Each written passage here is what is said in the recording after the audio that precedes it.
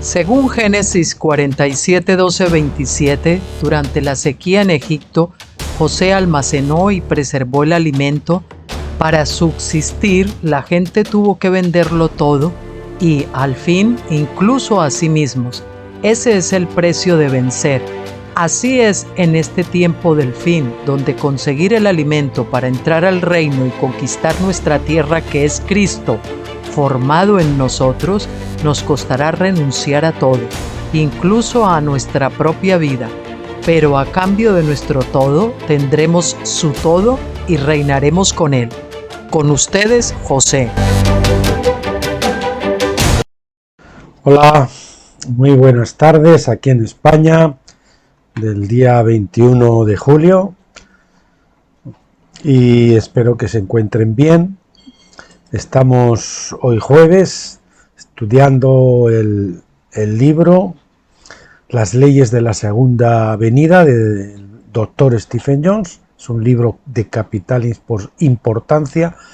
Sin conocer esas leyes que ya estaban en el Antiguo Testamento expresadas, es imposible que podamos conocer los eventos escatológicos del fin de los tiempos, porque tienen que seguir esos patrones que ya estaban establecidos, esos patrones proféticos en las leyes de Moisés y en otros libros, y sin una comprensión pues de las fiestas de otoño, que son las fiestas de la segunda venida, así como las fiestas de primavera eran las fiestas que nos hablaban de la primera venida, las fiestas de otoño pues nos hablan de la segunda venida. Y sin conocer estas fiestas y su significado profético, pues no podemos estar bien parados a la hora de estudiar los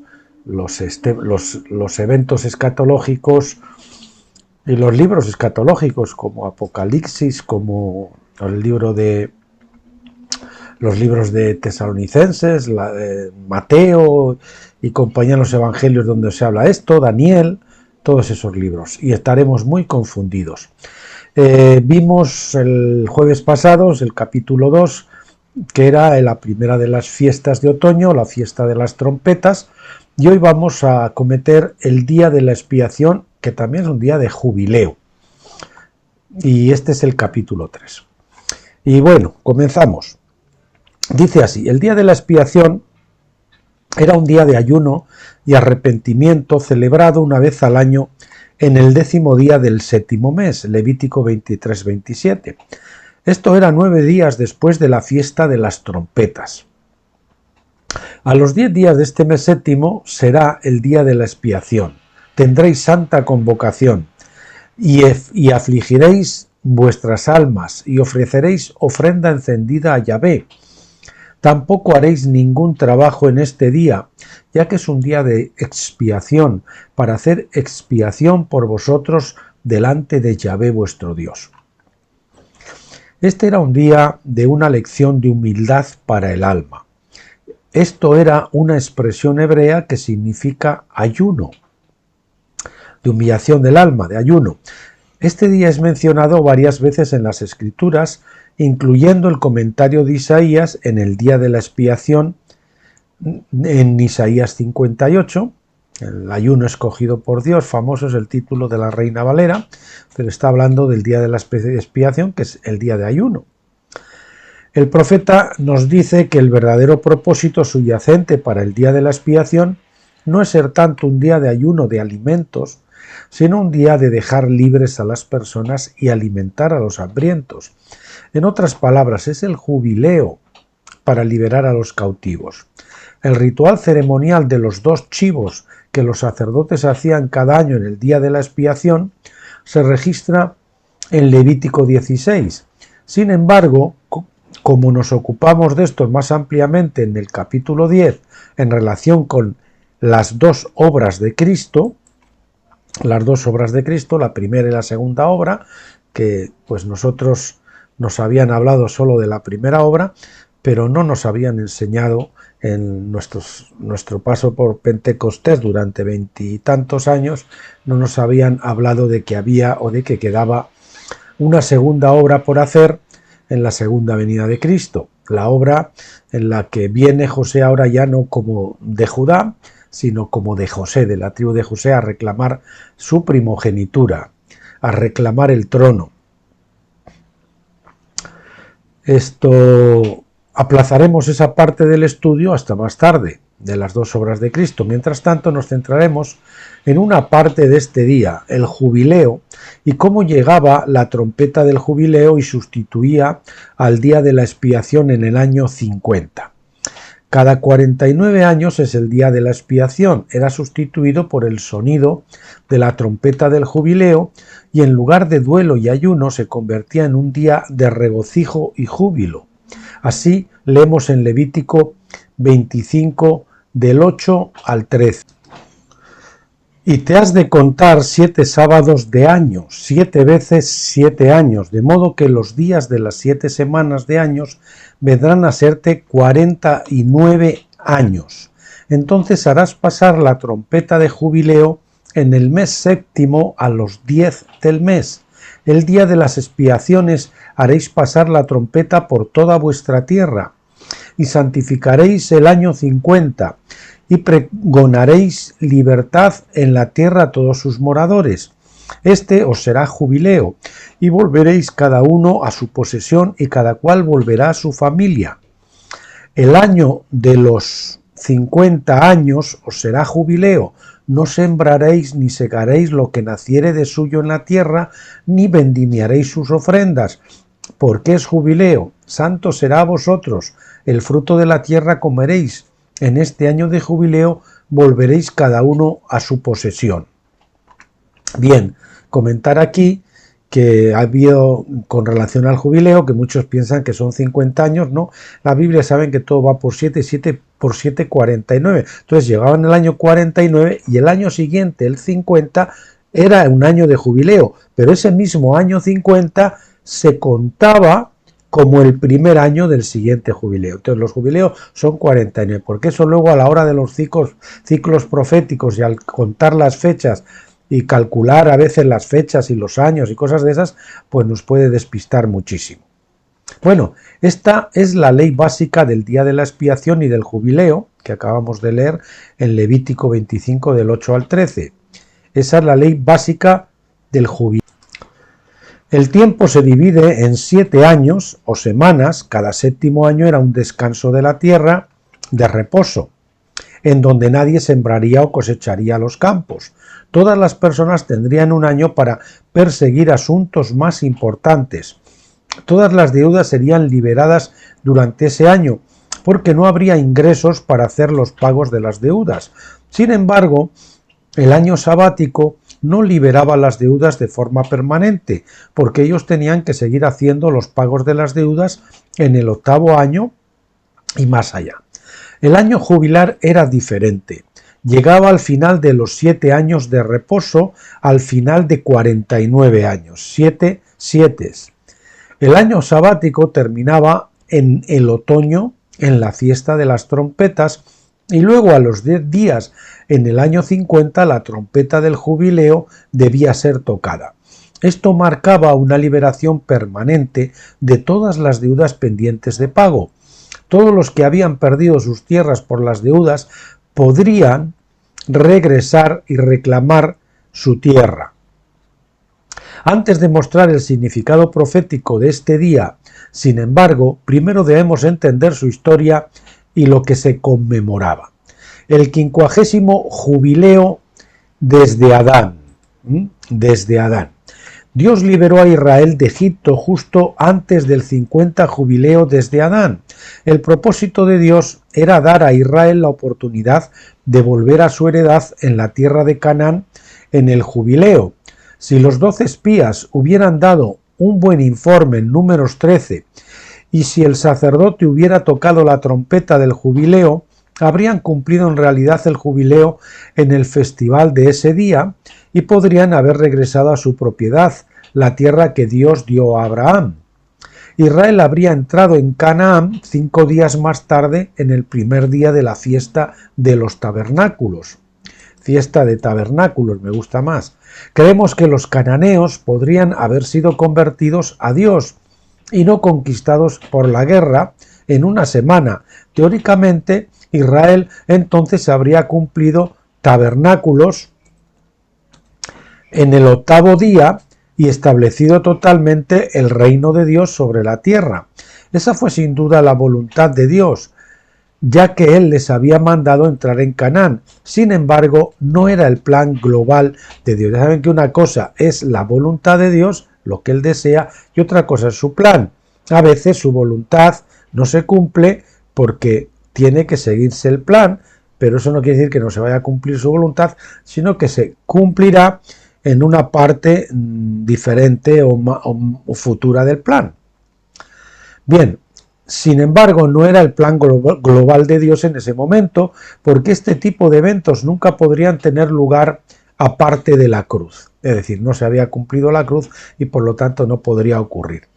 Es por eso que el cumplimiento real de las fiestas tuvo que esperar a un momento posterior. Aún así, los patrones fueron puestos bajo Moisés y son muy instructivos para nosotros hoy. La primera pregunta que debemos resolver en esta sección es la de oportunidad y propósito. ¿Cómo sabemos que los 12 espías dieron su informe desfavorable o negativo en el 50 jubileo desde Adán? ¿Y por qué era importante que regresaran a su heredad en Canaán en un jubileo? Para un estudio completo sobre la cronología desde Adán hasta Moisés, véase el capítulo 2 de nuestro libro Secretos del Tiempo, un libro capital también de Stephen Jones, que junto con La lucha por el derecho de nacimiento o primogenitura son dos libros muy fundamentales para entender toda la revelación de la edad de tabernáculos que el doctor Stephen Jones pues vierte en todos sus libros, ¿no? Por ahora solo se ofrecerá un breve resumen. Génesis 5 y 11 nos dan la cronología básica desde Adán hasta Abraham y fueron diseñados para establecer el calendario del jubileo de Dios en la historia del hombre. El diluvio llegó 1656 años desde Adán. Abraham nació casi 3 siglos más tarde, en el año 1948, desde Adán. Abraham tenía 100 años en el año 2048, cuando nació Isaac. Y como veremos pronto mostrado con más detalle, las escrituras muestran que hubo 400 años desde el nacimiento de Isaac a la salida de Egipto en el año 2448. Un año y medio más tarde, en el otoño, los 12 espías dieron el mal informe. Este fue el comienzo del año 2450, debido a que los años transcurridos hasta ese momento se iniciaban en el otoño. Entonces, la fecha de inicio del otoño, el primer día del año antes era en septiembre, ¿saben ustedes? En el mes hebreo que coincidía con septiembre, pero después eso cambió a otro mes. Bueno, este gráfico, aquí tienen ustedes el Adán, y aquí tienen pues las fechas, Isaac, Abraham, los 400 años desde el nacimiento de Abraham, después Isaac, en fin, ahí lo pueden mirar. Los jubileos no se mencionan específicamente hasta Moisés, por supuesto, pero en la ley divina la trompeta del jubileo debía ser tocada a los 10 días del año 50 en el día de la expiación. A Israel se le dio la oportunidad de declarar el jubileo y entrar en la tierra en el momento divinamente señalado. El jubileo de los jubileos. Ellos no lo hicieron, por supuesto, lo que retrasó el cumplimiento de tabernáculos a un momento posterior, que Dios ya había planeado de antemano. Por lo tanto, tuvieron que celebrarlo anualmente como el día de la expiación, un día de arrepentimiento por haberse negado a entrar en la herencia y establecer el reino de Dios. Es decir, lo que podía haber sido un día de alegría y de júbilo se convirtió en un día de humillación por haberse negado a entrar en ese momento, en ese tiempo. Esto no pretende ser una demostración completa, sino un resumen de lo que hemos presentado más extensamente en el libro Secretos del Tiempo. A pesar de ello, creemos que es importante explicar en detalle nuestra afirmación de que pasaron 400 años desde el nacimiento de Isaac a la salida de Egipto, ya que la mayoría de las personas se les ha dicho que Israel pasó los 400 años completos en Egipto, pero no es así. La herencia de Israel en Canaán. En Génesis 15 leemos que Dios dio a Abraham la tierra de Canaán como herencia. Dirigió a Abraham a salir de la tierra de los caldeos, Babilonia, y lo llevó a Canaán, donde vivió como extraño y peregrino.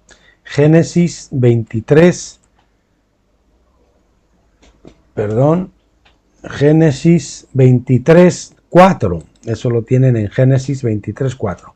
En otras palabras, Abraham no poseyó ninguna tierra en la que vivió, con la excepción de la cueva funeraria que él fue capaz de comprar cuando su esposa Sara murió. Aunque Abraham nunca heredó la promesa, él creyó en la promesa de Dios para él y se apropió de ella por la fe para sus descendientes. La promesa de Dios fue legalizada por un pacto en Génesis 15 del 7 al 21. Y le dijo: yo soy Yahvé, que te saqué de Ur de los Caldeos para darte esta tierra para poseerla. Y él dijo: oh Señor Yahvé, ¿cómo puedo saber que la poseeré? Entonces él le dijo: tráeme una novilla de 3 años, y una cabra de 3 años, y un carnero de 3 años, una tórtola y un pichón. Entonces él le trajo todos estos a él y los cortó en 2, y puso cada mitad enfrente de la otra, pero no partió las aves. Y las aves de rapiña descendían sobre los cuerpos muertos, y Abraham las ahuyentaba de allí. Ahora bien, cuando el sol se estaba poniendo, un profundo sueño cayó sobre Abraham, y he aquí terror y una gran oscuridad cayó sobre él. Y Dios dijo a Abraham: ten por cierto que tu descendencia morará en la tierra que no es suya, donde serán esclavizados y oprimidos 400 años. Pero yo también juzgaré a la nación a la cual servirán, y después de esto saldrán con gran riqueza. Y en cuanto a ti, tú vendrás a tus padres en paz, y serás sepultado en buena vejez. Y en la 4ª generación volverán acá, porque la maldad de los amorreos aún no ha concluido. Y aconteció que cuando el sol se había puesto, que era muy oscuro, y he aquí apareció un horno humeante y una antorcha de fuego que pasó por entre las mitades.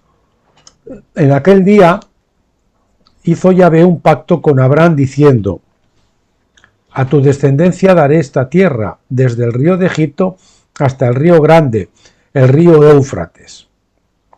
Se nos dice en el versículo 13 que Dios quiso que los descendientes de Abraham fueran extranjeros en una tierra que no es suya durante 400 años, antes de liberarlos de la esclavitud para recibir su herencia.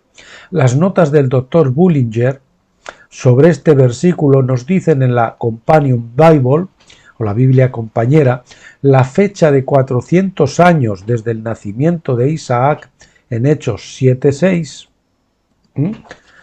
La fecha, ¿no? La simiente de Abraham en el sentido bíblico comenzó con Isaac, porque Dios dice en Génesis 21:12: en Isaac te será llamada descendencia. O sea, la simiente comenzó ahí, no cuando ya se desarrollan y luego las tribus descienden a Egipto. Entonces la semilla o la simiente de Abraham comenzó con Isaac, por eso hasta que no descendieron a Egipto hubo unos años donde esos 400 o parte de esos 400 se cumplieron en la tierra donde estaba en aquel momento Abraham. Bien, repito, la simiente de Abraham en el sentido bíblico comenzó con Isaac, porque Dios dice en Génesis 21:12: en Isaac te será llamada descendencia. Isaac nació como un extraño en Canaán, una tierra que no era suya. Como su padre, Isaac no heredó la tierra de Canaán, a pesar de que vivió hasta los 180 años de edad. Génesis 35:28. Génesis 35:28. El primer hijo de Abraham, a través de su otra esposa Agar, fue llamado Ismael. Ismael era 14 años mayor que Isaac. cuando se enteró de que él no iba a ser la simiente prometida, que sería el heredero de las promesas de Dios, hizo lo que cualquier persona de su edad haría. Aparte de los celos y la rivalidad entre hermanos, trataba a Isaac bastante mal. Génesis 21, 9 da solo los registros de que Sara encontró a Ismael burlándose, King James Version, o si quieren Reina Valera, de Isaac. Es decir, se estaba riendo de él, pero Pablo dice en Gálatas 4:29 que eso era mucho más grave que lo que parecía superficialmente. Hablando de Ismael, que nació según la carne, dice: pero como entonces el que había nacido según la carne perseguía a él, al que nació, perseguía al que nació según el Espíritu, así también sucede ahora. En el antiguo texto del libro de Jasher es un libro que se menciona en las Escrituras, como ustedes saben, y que se descubrió, no sé si en el siglo XX o en el siglo XIX, ahí en un anticuario en Italia o en alguna cosa de ese tipo. Y bueno, parece que se descubrió en el momento preciso para explicar ciertas cosas, y el doctor Stephen Jones lo menciona para aclarar ciertas cosas que no vienen en la palabra de Dios, en la Biblia, pero que son libros pues que se mencionan ahí y que por lo tanto eran libros que ellos manejaban y que por lo tanto pues tienen cosas que podemos aprovechar para explicar algunas lagunas que hay en la palabra de Dios. En el antiguo texto del libro de Jasher, publicado por primera vez en inglés en 1840, siglo XIX, leemos más detalles de lo que realmente ocurrió entre Ismael e Isaac.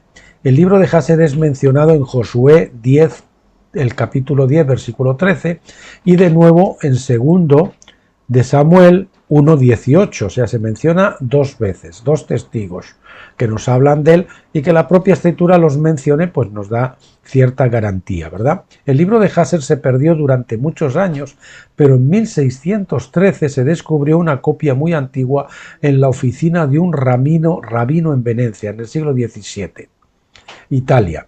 En última instancia fue traducido al inglés en 1840, el siglo XIX, 2 siglos más tarde, y está disponible en la actualidad.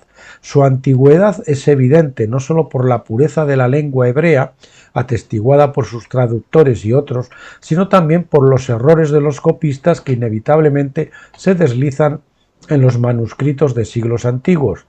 En Jasher 21 del 11 al 15 leemos: E Ismael, hijo de Abraham, fue criado en aquellos días.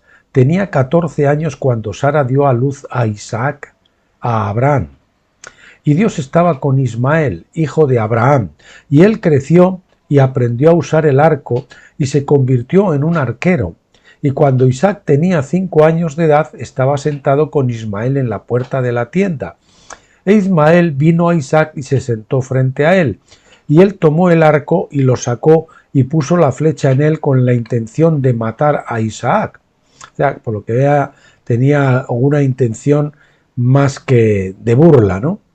Y Sara vio el acto que Ismael deseaba hacer a su hijo Isaac y le disgustó en extremo a causa de su hijo.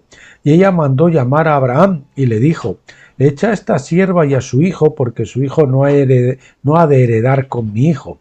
Por lo tanto, tampoco la buscó hasta hoy. Quizás el apóstol Pablo conocía la historia. Pablo dice que este relato histórico es también una alegoría, pues era profético de su propia época. Los líderes judíos de su época nacieron según la carne y perseguían a los cristianos que nacieron según el Espíritu. Pablo sabía esto muy bien porque él mismo había sido un perseguidor en jefe en sus primeros días, o el jefe de los perseguidores.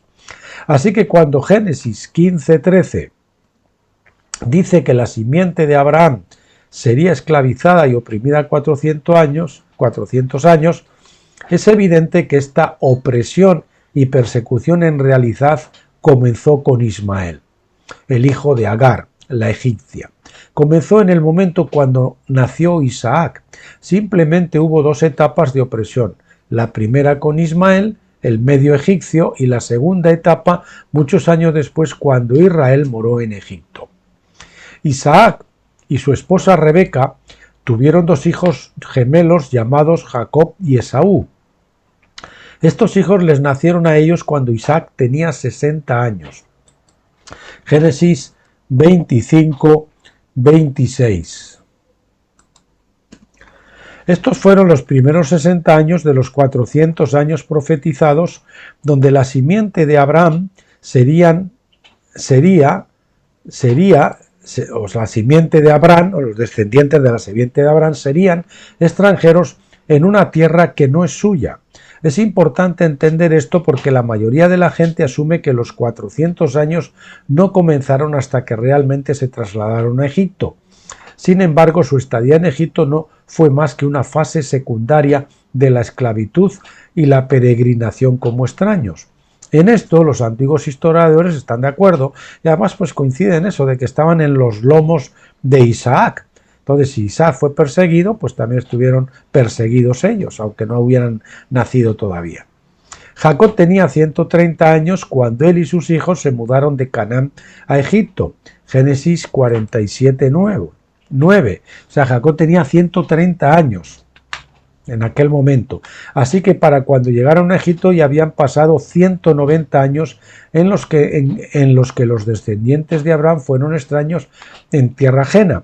Esto deja solo 210 años para su estancia real en Egipto. Así que vemos 190 años de persecución antes de Egipto y 210 años de su estancia real en Egipto. Josefo, el historiador del siglo I, se diferencia con el apóstol Pablo en solo 5 años. Josefo dice que estuvieron en Egipto durante 215 años y salieron de Egipto 430 años después de que Abraham llegó a Canaán. Antigüedades de los Judíos 2, 15, 2. Ellos salieron de Egipto en el mes Santicus, también conocido como Abib y Nisán, a los 15 días del mes lunar, 430 años después de que nuestro padre Abraham entró en Canaán, pero solo 215 años después de que Jacob se fue a Egipto. Es otro de los conceptos que también hemos aprendido mal. Yo pienso que la mayoría siempre hemos estado pensando que eran 400 años completos en egipcios, cuando solo hemos visto que eran 210 y 190 en la tierra prometida. Bien, aquí tenemos el gráfico con las fechas por si lo quieren estudiar. El apóstol Pablo, en cambio, se remonta a los 430 años del pacto, desde el pacto con Abraham al pacto con Moisés. En Gálatas 3:17 vemos eso, en Gálatas 3:17. Repetimos. El apóstol Pablo, en cambio, se remonta a los 430 años del pacto, desde el pacto con Abraham al pacto con Moisés. Gálatas 3:17. Dios hizo el pacto con Abraham cuando él tenía 70 años y 5 años después de su llegada a Canaán a la edad de 75. Génesis 12:4. Para el tiempo que nació Isaac, Abraham tenía 100 años. Ya habían pasado 30 años desde que se estableció el pacto. 400 años más tarde, entonces, Israel salió de Egipto en el Éxodo. Esto fue a los 430 años a partir del pacto de Abraham. 430 años a partir del pacto de Abraham. Podemos perdonar el error de 5 años de Josefo porque por lo menos entiende que Israel no estuvo en el propio Egipto por la totalidad de los 400 años. Él dice 215 años, pero de hecho solo fueron 210. Los detalles de esto están claramente enunciados en el antiguo libro de Jasher y ayudan mucho para aclarar el relato bíblico. Independientemente de las diferencias leves entre Josefo y Pablo, es evidente que Israel no estuvo en Egipto todo el periodo de 400 años. Jasher dice específicamente que la estancia de Israel en Egipto fue precisamente de 210 años. Jasher 81, 3 y 4 dice: y el tiempo que los hijos de Israel habitaron en la tierra de Egipto, en trabajos forzados, fue de 210 años, y al final de los 210 años Yahvé sacó a los hijos de Israel de Egipto con mano fuerte. Jasher es un libro de historia muy interesante y útil que completa muchos detalles no incluidos en el registro bíblico, pero esto no quiere decir que se deba considerar como la escritura.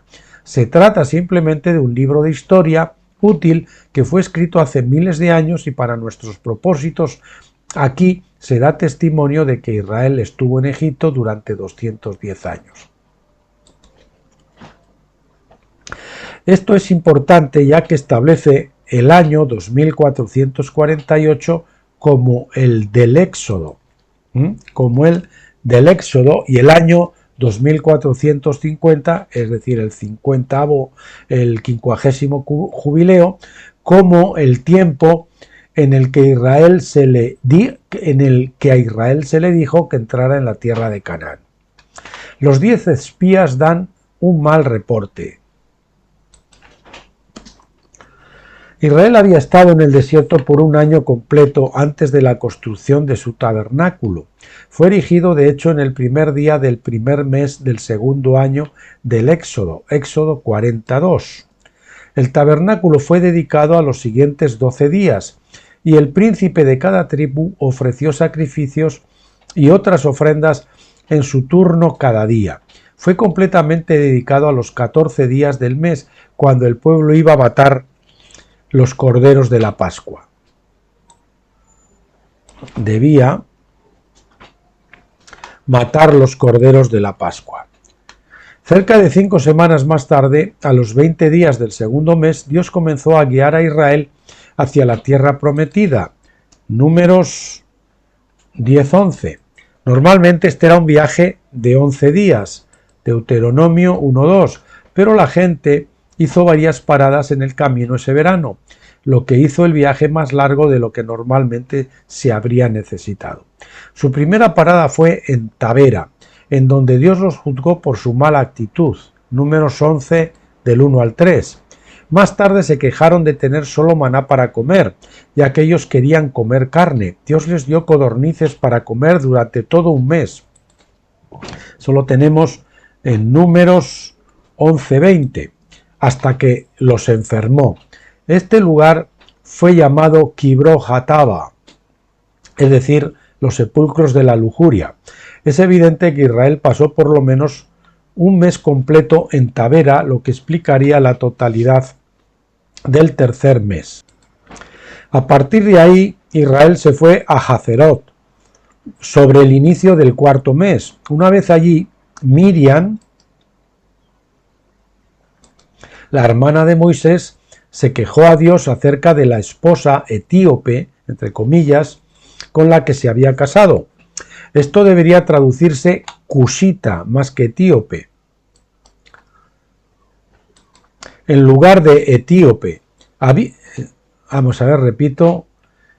Una vez allí, Miriam, la hermana de Moisés, se quejó a Moisés acerca de la esposa etíope con la que se había casado. Esto debería traducirse cusita en lugar de etíope. Había 2 tierras de Cus. La de más tarde, por supuesto, es la tierra que ahora se llama Etiopía, pero los historiadores nos dicen que la tierra original de Cus estaba en Arabia. En las notas del Dr. Bullinger sobre Números 12.1, en la Companion Bible, dice: Arabia estaba en la tierra de Cus o Séfora. Éxodo 2.21. Éxodo 2.21. Puede que haber sido, es decir, Arabia estaba en la tierra de Cus o Séfora, perdón, aquí yo creo que viene bien una coma. Leemos la nota completa del Dr. Bullinger. En las notas del Dr. Bullinger sobre Números 12.1, en la Companion Bible dice: Arabia estaba en la tierra de Cus o Séfora, según Éxodo 2.21, puede haber sido de nacionalidad cusita, aunque territorialmente madianita. La tierra de Madián era parte de Cus en esos días. Moisés se casó con Séfora, la hija del sacerdote de Madián, por lo tanto se la llama una cusita. Ella no era israelita, ya que su ascendencia era de Abraham a través de su tercera esposa, Cetura. Génesis 25, del 1 al 2. De todos modos, el juicio sobre Miriam tomó una semana de su tiempo, Números 12-14. Así que esto no podría haber terminado antes de la mitad del cuarto mes. Más probablemente fue estando bien entrado el mes quinto, teniendo en cuenta el tiempo de viaje, así como el tiempo normal que necesitaría una gran cantidad de gente para hacer sus negocios del día a día. Desde Hazerot,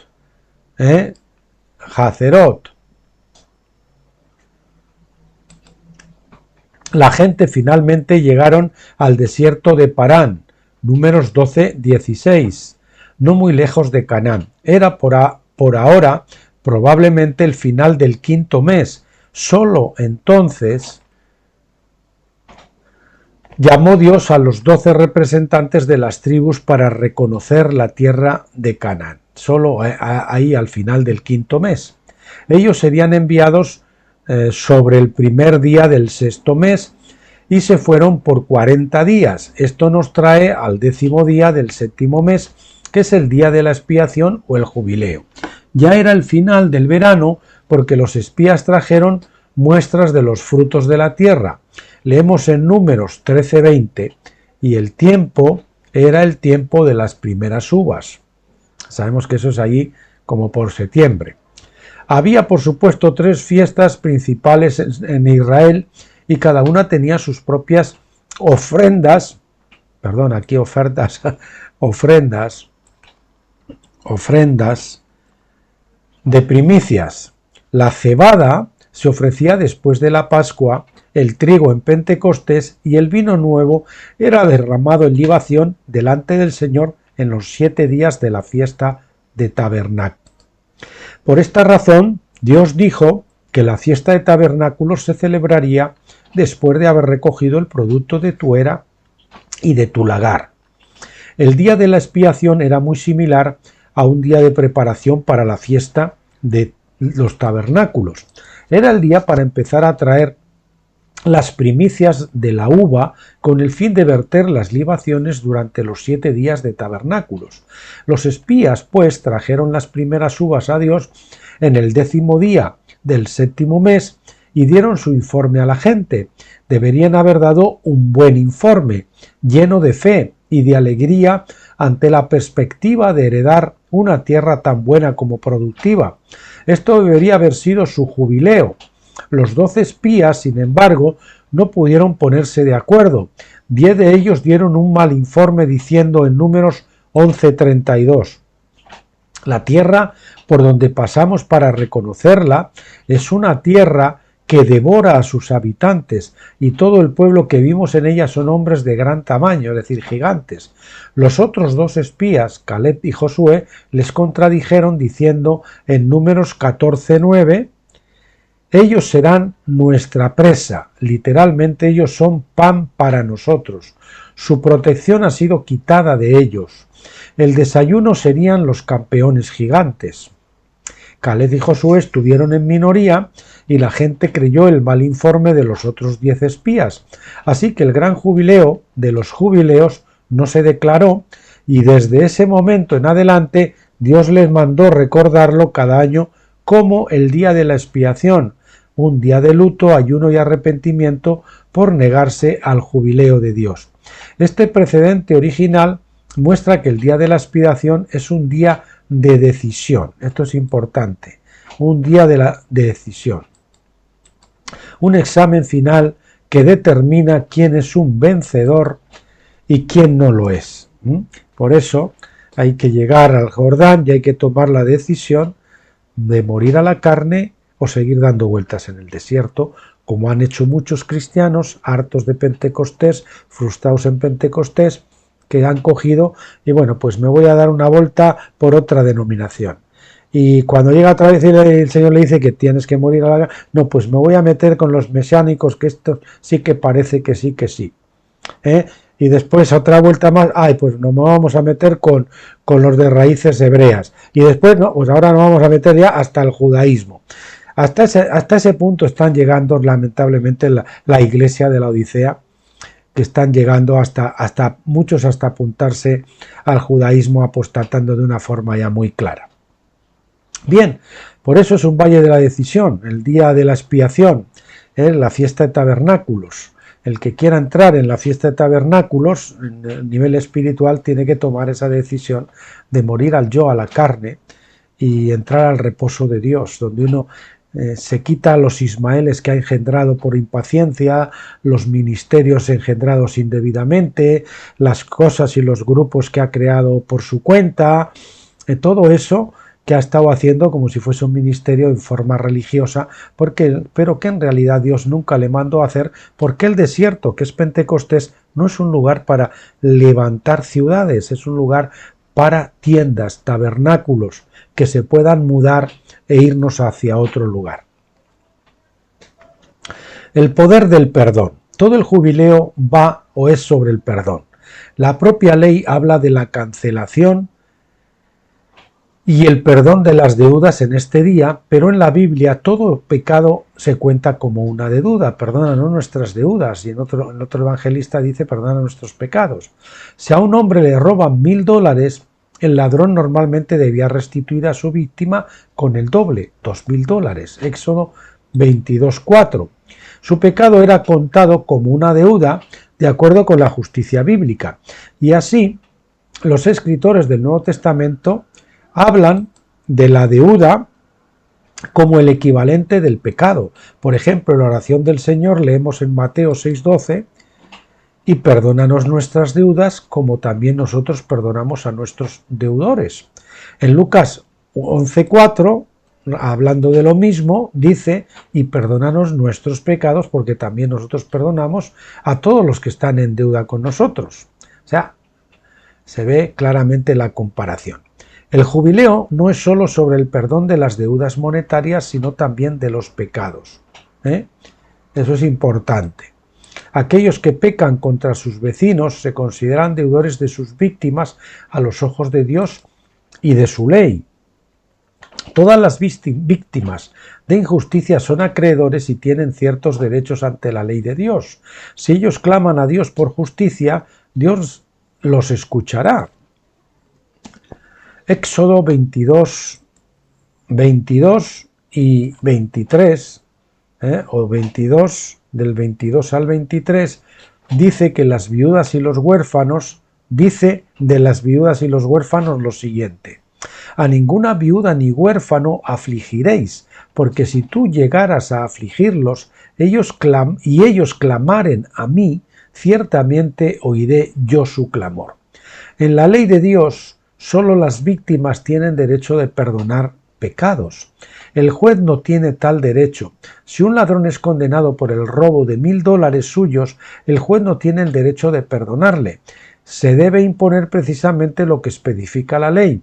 Y solo usted, la víctima, tiene el derecho de perdonar el pecado si así lo desea. Dios nos ha hecho a todos los hombres víctimas de la injusticia, de alguna manera. Todos hemos experimentado la injusticia del pecado. La mayoría de los hombres se enojan y con frecuencia traen mucha amargura con estas injusticias. Pero aquellos que conocen el corazón de Dios y el carácter de Jesucristo pueden aprender a lidiar con estas injusticias de una manera un tanto inusual. Ellos entienden que Dios es soberano y que nada les ocurre excepto lo que Dios tiene, el conocimiento y el poder de solucionar para su bien. Romanos 8:28. Aquellos que realmente creen esto son los que no se enojan cuando se ven personalmente sometidos a la injusticia. Han aprendido a perdonar a los que les hacen mal y a regocijarse cuando los hombres les persiguen. Estos son los vencedores. Las personas que han sido llamadas a un reino superior de revelación, conocimiento y comprensión de Dios. Esos son los vencedores, que entran en tabernáculos y gozan de la luz de la Shekinah, que es la luz más potente de revelación.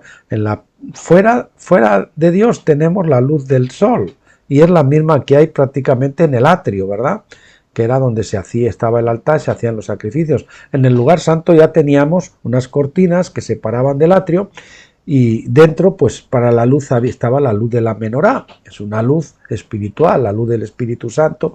Entramos en un nivel de revelación superior, por lo tanto, los que están en el atrio de la Pascua y no reciben el bautismo del Espíritu Santo y fuego, no entran a ese nivel de revelación.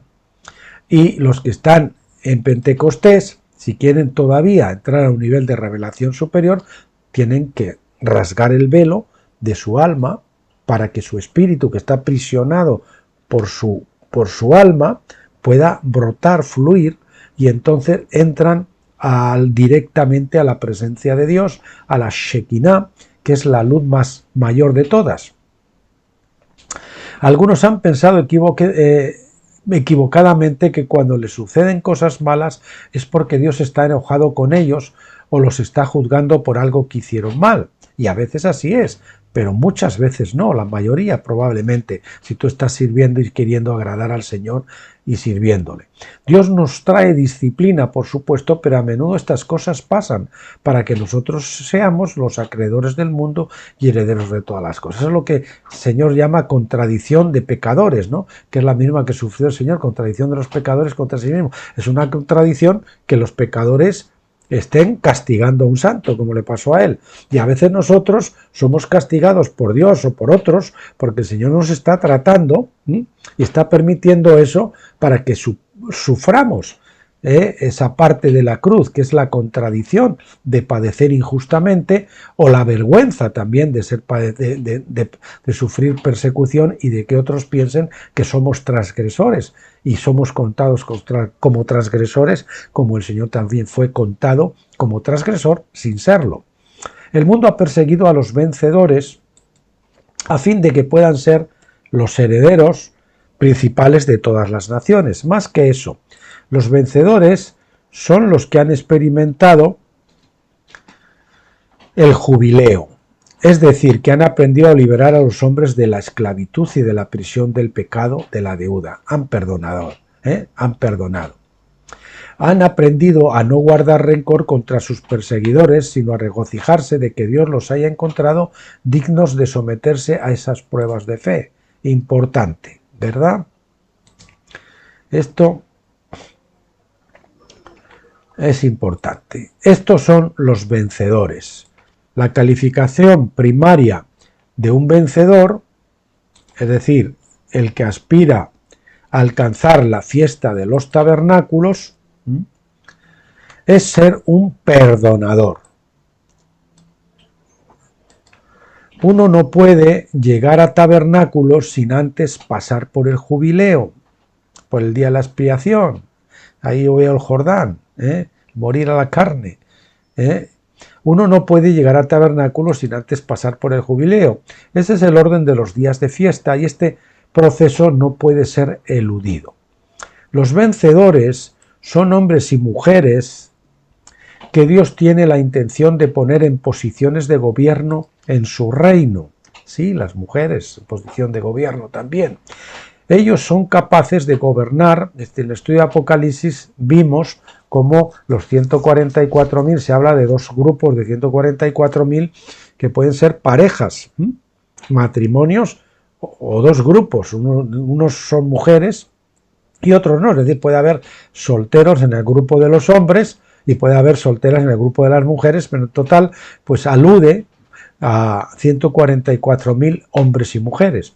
Ellos son capaces de gobernar sin prejuicios y con igualdad de justicia para otros, porque tienen básicamente el mismo corazón de perdón y de amor que tuvo Jesús.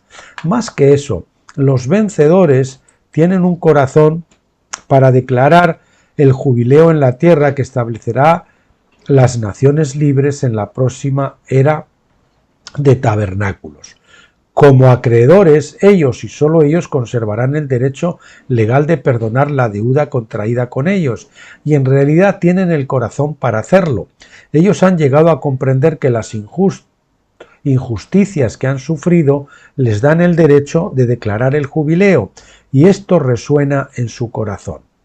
El poder del perdón siempre trascenderá el poder del rencor. Pues ahí vemos a los vencedores también como el padre del hijo pródigo que está esperando. Fue ofendido, Pero él está esperando, ardiendo en sus deseos de que su hijo vuelva para recibirlo, para perdonarlo. El bien y el mal no tienen el mismo poder. Perdón, voy a empezar el párrafo desde el principio de nuevo. El poder del perdón siempre trascenderá el poder del rencor. El poder del amor siempre va a trascender el poder del pecado. El bien y el mal no tienen el mismo poder. Dios y Satanás no son dos dioses iguales en el universo. En el cielo no hay equilibrio de poder, no hay convivencia eterna del pecado y la injusticia. El dualismo no se da. El final de la Biblia en Apocalipsis 5, 13 y 14 describe el fin de la historia de esta manera. Y todo lo creado que está en el cielo y sobre la tierra y debajo de la tierra y que está en el mar y a todo lo que en ellos hay, oí decir, y aquel que está sentado sobre el trono y al Cordero sea la alabanza, la honra, la gloria y el poder por los siglos de los siglos. Y los cuatro animales decían, amén. Este es el jubileo y estas son las personas del jubileo. Ellos son perdonadores, ellos son vencedores. Bien, queridos amigos, hermanos, nos situamos al borde del capítulo 4 que veremos el jueves que viene, Dios mediante, día 28, y donde vamos a ver el patrón de las fiestas que se estableció ya desde Jacob, el patrón de estas fiestas de tabernáculos que fueron establecidas por Jacob, de tabernáculos y de las otras fiestas, ¿verdad? Establecidas ya desde entonces. Y mañana, pues ya saben que es viernes, último día de la semana, lo dedicaremos al estudiar el libro de Dios de toda consolación, porque un Dios que nos ama permite que suframos, que será el fin del libro y que a mí me ha gustado mucho. Perdón que lo diga, yo que lo he escrito, pero me gusta mucho. Hay veces que me pasa que escribo cosas y luego ni siquiera yo a veces me recuerdo que las he escrito, pues porque me han sido inspiradas por el Señor y me parecen demasiado buenas como para que yo las haya escrito, ¿no? Pero así es, y supongo que eso es algo que compartimos todos los que recibimos cosas de Dios. Bueno, pues les animo a estar mañana con nosotros también y a continuar con esto. Hasta entonces, no se olviden de descansar, de disfrutar de la presencia de Dios, y yo le pido a Él, Padre, que los bendiga y los cuide. Hasta mañana, si Dios quiere.